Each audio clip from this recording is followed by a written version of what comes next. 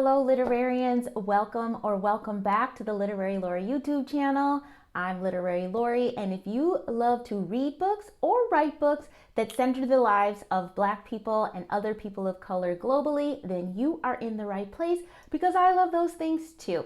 And I created this YouTube channel to talk about and share my love for books, reading them and writing them, and also to document my journey going from being a journalism professor and journalist and award-winning nonfiction writer in the United States to being a novelist of juicy book club fiction and I'm now living in the south of Spain and sharing that journey of kind of completely changing my literary life to one of creative literary invention.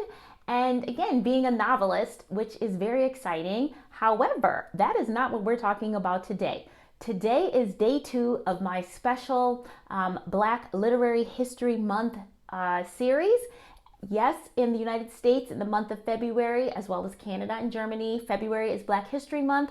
But because I am Black and bookish, I like to turn everything I can into a literary event. So rather than celebrating Black History Month, we over here on the Literary Lori channel are celebrating Black Literary History Month. So that means that every day, yes, every single day in the month of February, I am sharing a bit about a Black writer or author born in February who you should know.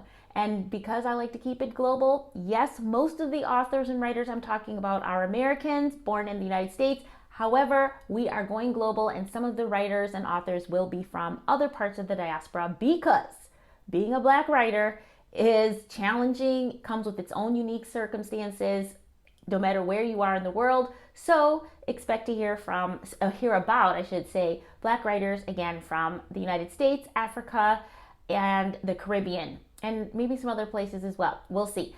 Okay, let's get to today's author.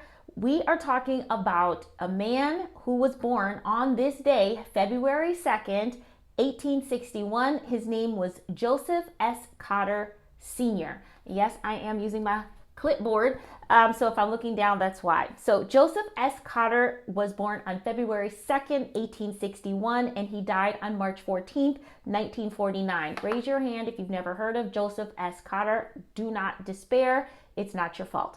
But you should know his name, and I hopefully after this episode, you will be talking about Joseph Cotter no matter, or I should say anytime people are talking about great Black writers from the Harlem Renaissance era. So Joseph Cotter is actually known, or is in the history books, if you will, because he was considered one of the first, if not the first, African American to have a play published. Yeah. So interestingly, though, even though that is his quote unquote claim to fame, what he's most known for is his poetry. So Joseph Cotter was a poet, he was a journalist, he was a novelist, he composed music, he was a Renaissance man, much like our person from yesterday, our writer from yesterday, Langston Hughes. His story is quite inspirational. Joseph Cotter was born, like I said, on 1861, right before the Civil War started in the United States. But he was not enslaved. His mother was a Black woman, and his father was the white man whose farm she lived on. I'm not even going to get into that relationship, whatever it was. It wasn't clarified, but the mom was 20. The dad was a white man who was in his 60s. So, okay. Anyway, Joseph's mother was a voracious reader, storyteller. She loved reading and writing, and she imbued that same love in little Joseph. Joseph was reading by age 3, but he had to drop out of school in the 3rd grade because the family was so poor they needed him to work. And that was the beginning of years of manual labor, backbreaking work that he had to do. And it wasn't until he was 22 years old that he actually had a chance to go back to school, something that he had wanted to do, his mother wanted him to do. And he went to night school. There was a new night school. I don't even think I mentioned that he was born in Kentucky. Sorry, he was born in Kentucky. So there was a new school for Black people that was started, a night school that he joined at age 22. Now, remember, he had dropped out of school in the 3rd grade, so he really was starting from a very base level of education. And he was supposed to be in night school to get like the equivalent of a high school diploma, but he had to start from basically 3rd grade where he had left off. But he was so smart that it only took him 10 months to graduate with his degree as well as a teaching certificate. So he did more than 9 years of school in 10 months plus a teaching certificate. And from then on, Joseph led an illustrious career as a teacher, educator, and eventually a principal at many schools over a 50-year career.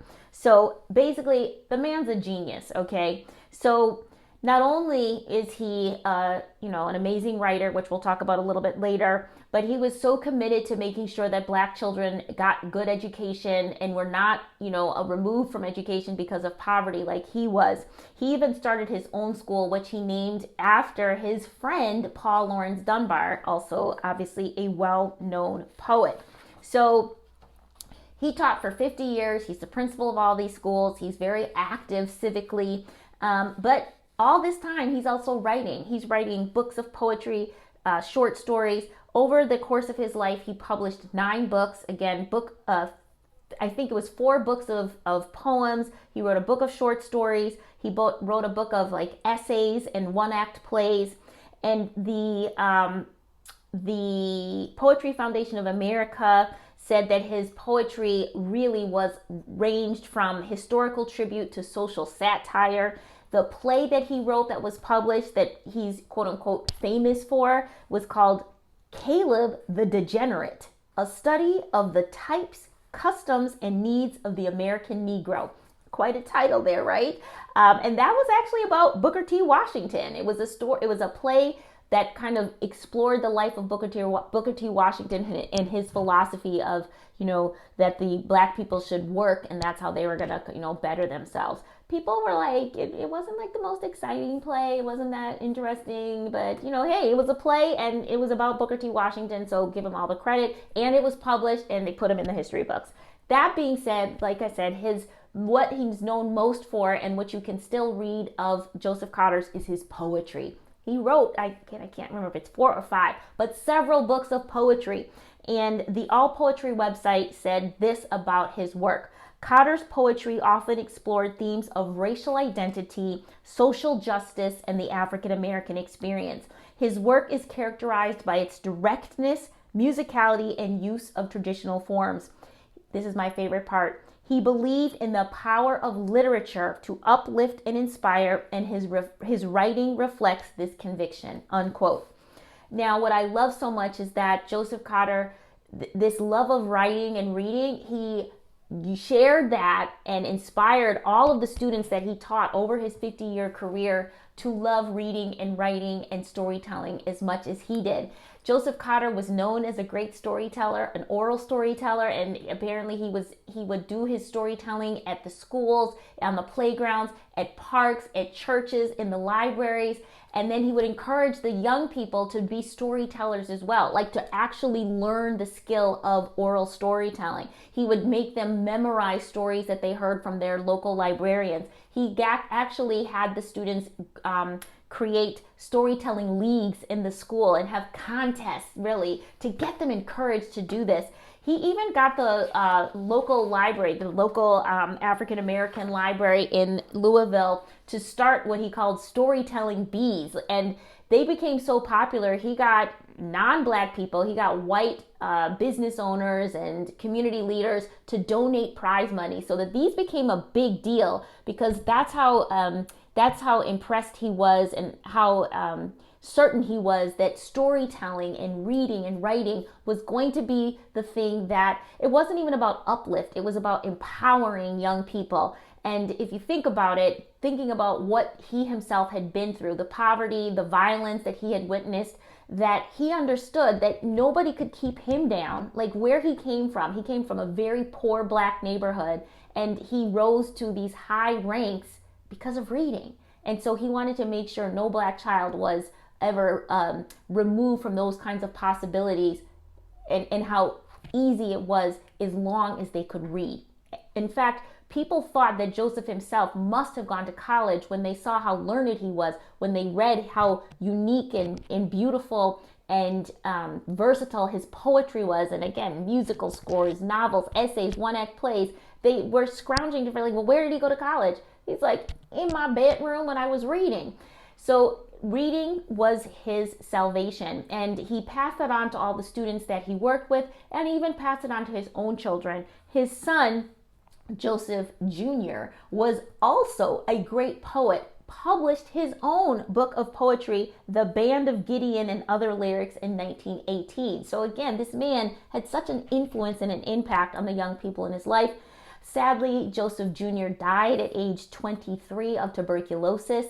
Many of the poems in his book were written for his sister, who died a couple years before him of tuberculosis, and their other baby sister died when she was still a baby as well. So Joseph Sr. had a lot of tragedy in his life, but he did live to be 88 years old. And when he died, he had also penned an autobiography, a biography of his family, another collection of poems, a collection of plays, and numerous musical scores. So this man never stopped believing in the power of the written word. Now, unfortunately, there were people who said that because Joseph was, let's say, lauded by the white political leaders in the city of Louisville, he was considered like a national treasure, a national Negro treasure in the city of Louisville. People thought he was an Uncle Tom. They accused him of being an Uncle Tom. They said he wasn't, radical enough. This infuriates me because this man was doing so much for Black people, but because he didn't fit a certain stereotype, he was, considered not doing enough. There was a woman that worked with him in the library. She was a librarian, and she said, quote, "A lot of people thought of him as not being militant, but he fought in his own way. He fought with his pen. He was a sage. He fought without bitterness." So that is what I think. I mean, I didn't know this man, but I appreciate what this librarian said about him. And also, in retrospect, and she's a contemporary of his, but in retrospect, we understand how important and how revolutionary it was to not just fight, but to figure out how to document, how to tell our stories, how to uplift ourselves, and not listen to imagine what was being said about Black people during these times and still in these times. And if you can read, you cannot be kept in a lower station, right? And he wanted to make sure that Black people, even if they were poor, would not be kept at a lower station, and he could still use his words to uplift, to radicalize, whatever it had to be. He did it all in his writing, and he never stopped writing. Here's one poem that Joseph Cotter wrote. It's called Faith.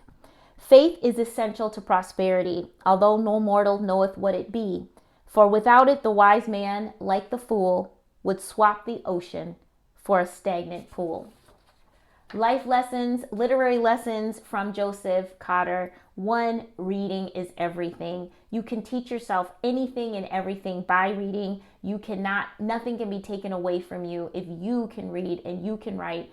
And lesson two, you can leave your legacy. You can make the strongest impact with the written word, with the pen.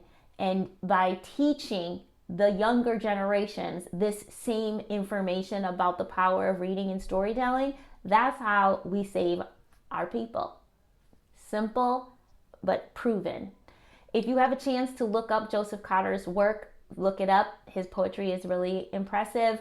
And I hope people remember his name. He deserves to be remembered alongside people like Paul Laurence Dunbar, people like Langston Hughes. He was a prolific, passionate reader and writer, and an example of what's possible with the written word.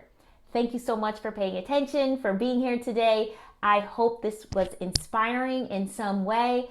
And I hope you come back tomorrow for day 3 of Black Literary History Month with Literary Lori. All right, see you tomorrow.